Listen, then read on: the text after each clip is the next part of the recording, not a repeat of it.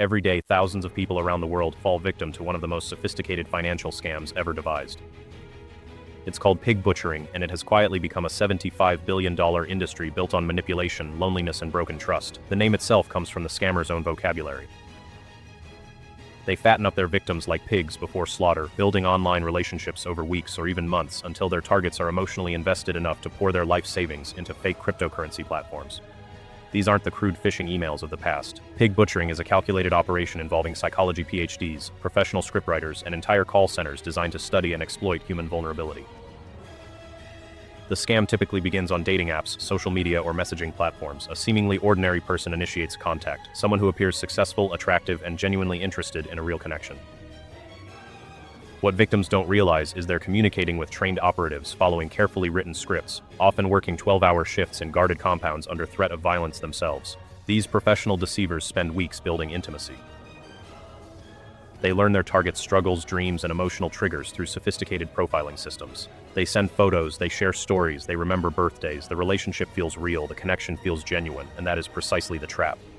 Once sufficient trust develops, the handler introduces cryptocurrency investment as a path to shared prosperity. The victim receives a link to what appears to be a legitimate trading platform and sees impressive returns. The numbers climb steadily. The profits seem real. What they don't know is that every chart, every transaction, every glowing profit figure has been manufactured by their handler in a back-office dashboard. Some platforms even allow small initial withdrawals to build credibility.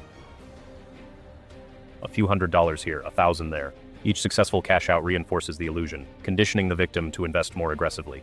By the time larger amounts are deposited, the psychological hooks are deeply embedded. The final phase arrives when victims attempt to withdraw their earnings. Suddenly, obstacles emerge: account frozen, security verification required, additional deposits necessary to unlock funds, tax due on the gains.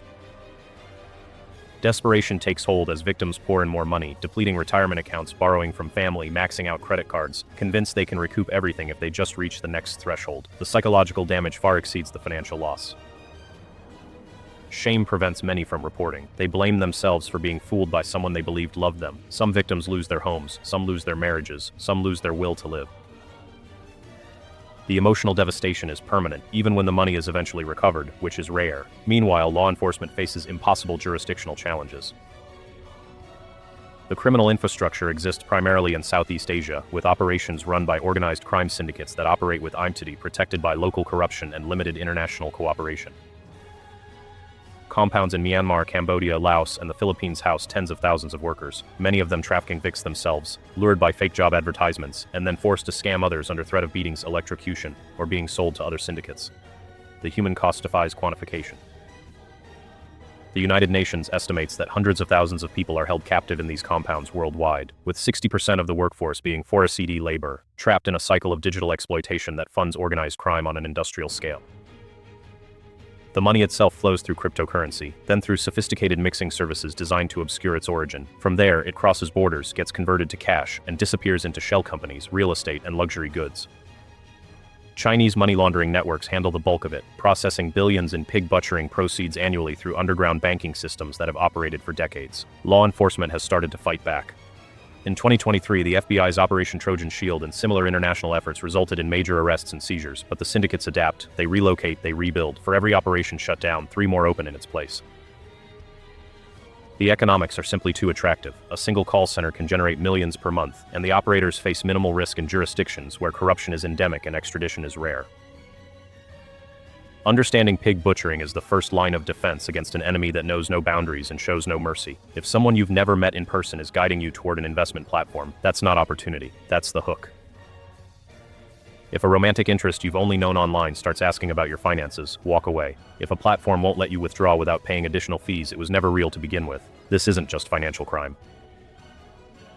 It's the systematic destruction of trust itself, targeting humanity's deepest need for connection and weaponizing it against them. The $75 billion lost annually represents more than money. It represents dreams stolen, returns whipped out, families shattered, and lives forever changed by predators who perfected the art of pretending to care. Stay skeptical, stay informed, and remember, if it sounds too good to be true, it is. Because somewhere right now, in a guarded compound on the other side of the world, someone is reading from a script, building trust with the sole intention of destroying it. If you enjoyed this story, like and subscribe. Hit the bell so you never miss the next one. Stay sharp.